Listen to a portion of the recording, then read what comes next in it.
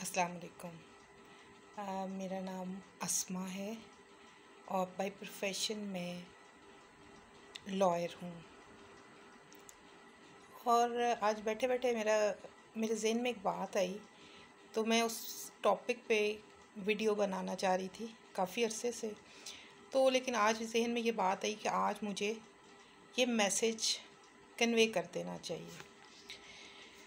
हमारे यहाँ बहुत सारे आपको यूट्यूब पे मिल जाएंगे, लीगल चैनल्स बहुत सारे मिलेंगे और वो बहुत सारे टॉपिक्स पे बात कर रहे हैं, लेकिन यूजुअली वो बात कर रहे हैं लॉ की, आपके सीआरपीसी की, पीपीसी की, डिफरेंट कानूनी किताबों की, और उसके अंदर जो सेक्शंस, जो दफ़ात हैं उसके बारे में बात करते हैं। लेकिन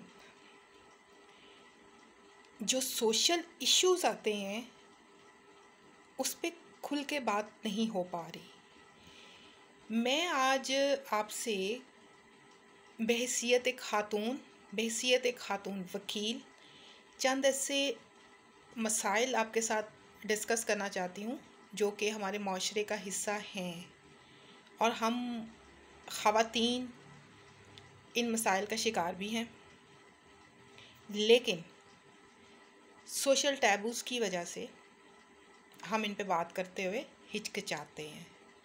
हम सोचते हैं हम बात करेंगे तो लोग हमें क्या कहेंगे, ये जो लोग हमें क्या कहेंगे या लोग क्या कहेंगे, ये मरवा देती है चीज़ हमें। सारी ज़िंदगी जब एक बच्ची पैदा होती है ना, तो ये जुमला उसको माँ बाप से सुनने को मिलता है, हमेशा मिलता है, पूरी सोसाइटी में मिलता है कि ये करोगी तो लोग क्या कहेंगे, ऐसे उठोगी, ऐसे बैठोगी, ऐसे खाओगी, ऐसे पियोगी तो लोग क्या कहेंगे। ये जो लोग कहते कहते कहते कहते बहुत कुछ कह जाते हैं, लेकिन उस दौरान उस खातून का बेड़ा गर्क हो चुका होता है।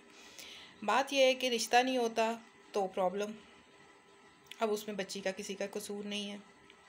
कोई मसला नहीं होता, उसमें उस बच्ची का कसूर नहीं है।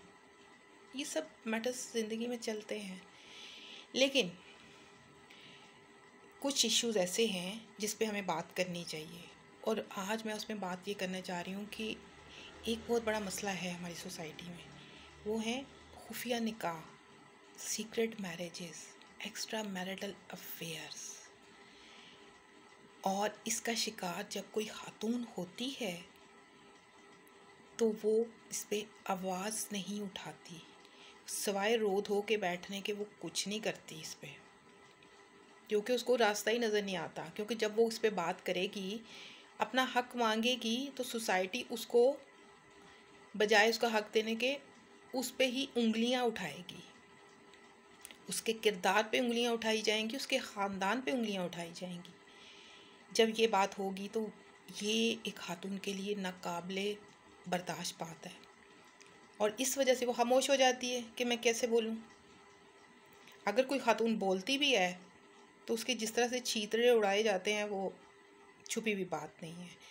बड़ा आसान है कि कह देना कि इस खातून का ही किरदार ख़राब था, लेकिन जनाब ये भी तो देखिए कि वो उस मर्द का किरदार क्या था जिसने इसके साथ रिश्ता बनाया था, उसके बारे में भी तो सोचिएगा ना। सारा किरदार इसका ख़राब कैसे आपने कर दिया। और ताली एक हाथ से तो नहीं बजती ना। दो लोग एक रिलेशनशिप में आते हैं, किसी भी रिलेशनशिप में आए दो लोग आते हैं, एक बंदा नहीं आता, दो लोग आते हैं। तो सफ़र एक खातून क्यों करे।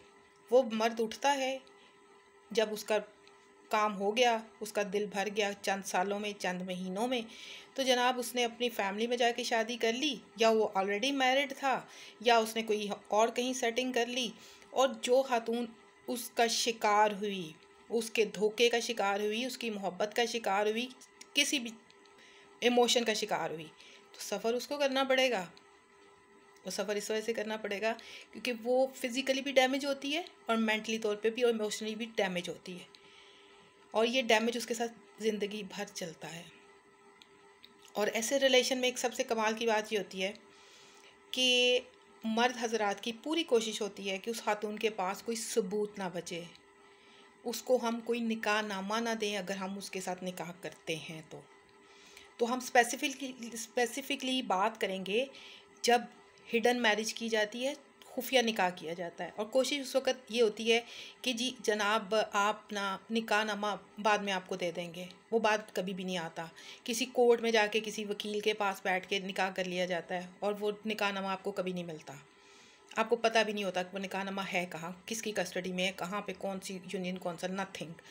उसके बाद जनाब आपके पास कोशिश अगला बंदा ये करता है कि ये रिश्ता लोगों में ना एक्सपोज़ किया जाए। आपके पास कम से कम गवाह होते हैं और आपके पास चंद तस्वीरें हो सकती हैं, समटाइम्स किसी के पास वो भी नहीं होती। तो मामला ये होता है, फिर एक दिन सडनली वो बंदा उठता है और वो कहता है जनाब मैं आज से आपके साथ रिश्ता नहीं रखना चाहता। तो वो खातून स्वाय आंसू बहाने के कुछ नहीं करती। तो ऐसा है कि पहले तो ऐसे मर्द हज़रात से भी मेरी एक दरख्वास्त है कि जनाब जब आप एक रिश्ता बनाते हैं किसी के साथ, तो हर इंसान जो है ना वो इमोशंस रखता है, दर्द होता है, उसको भी तकलीफ़ होती है। तो आप एकदम से अपना दामन झाड़ के उठा ना कीजिएगा। इस्लाम में 4 शादियों की गुंजाइश है। उस औरत को उसका हक़ दीजिए, उसको फैमिली दीजिए, उसको सोसाइटी में रिस्पेक्ट दीजिए। ये आपको खुदा ने कहा है, आपको आपके अल्लाह बारी ताला ने कहा है इसकी औरत को उसका हक़ दो। उसको अगर आपको कोई औरत पसंद है तो उससे निकाह करके और तरीके से उसको रखो। तो अगर आप ये सब नहीं कर सकते, सिर्फ आपने तमाशा लगाना है अपने एंटरटेनमेंट के लिए, तो खुदारा ऐसा मत कीजिए। अगर आपने ऐसा कर लिया है तो अब इसको निभाइए। तो अगर ये मर्द हज़रात ऐसा नहीं करते और नहीं निभाते, तो मेरी उन ख़वातीन, उन बच्चियों से, उन लड़कियों से रिक्वेस्ट है, खामोश मत रहिएगा। ऐसे मर्द को कम से कम आप पनिश ज़रूर कीजिए और अपना हक़ लीजिए। और अगर आपके पास सबूत नहीं है तो आप कानून आपको बहुत सारे रास्ते देगा, आप देखिए तो सही। लेकिन ऐसे मर्द को ऐसे आपने नहीं छोड़ना। ऐसे मर्द को आपने औरों की ज़िंदगी ख़त्म करने के लिए, तबाह व बर्बाद करने के लिए नहीं छोड़ना। क्योंकि अगर आप उसको उसकी गलती की सज़ा नहीं मिलेगी ना, तो वो औरों को नुकसान पहुंचाएगा। तो ये ऐसे नासूर को ऐसे ही मत छोड़ दीजिए, इसका इलाज कीजिए। मेरी उन वालिदैन से भी दरख्वास्त है जो बच्चियों को खामोश रहने के लिए कहते हैं कि ऐसा मत कीजिए। ऐसे लोग फिर आपकी बच्ची के साथ उन्होंने किया है ना, तो कल को वो और लोगों की बच्चियों के साथ भी करते हैं और ये ट्रेंड बन जाता है। तो इस ट्रेंड को प्लीज़ ख़त्म कीजिए, ये मेरी आपसे दरख्वास्त है। और कोशिश कीजिए कि अपने हक़ के लिए आवाज़ उठाएं। इस तरह से डैमेज हो के साइड पे बैठ के आंसू मत बहाएं। आंसू उसको बहाने हैं जिसने आपका नुकसान किया है। लिहाजा इस पर ज़रूर सोचिए। तो इंशाल्लाह हम अगली वीडियो में इसी को कंटिन्यू करेंगे, इस पे और इस टॉपिक पे मज़ीद खुल के बात करेंगे। शुक्रिया।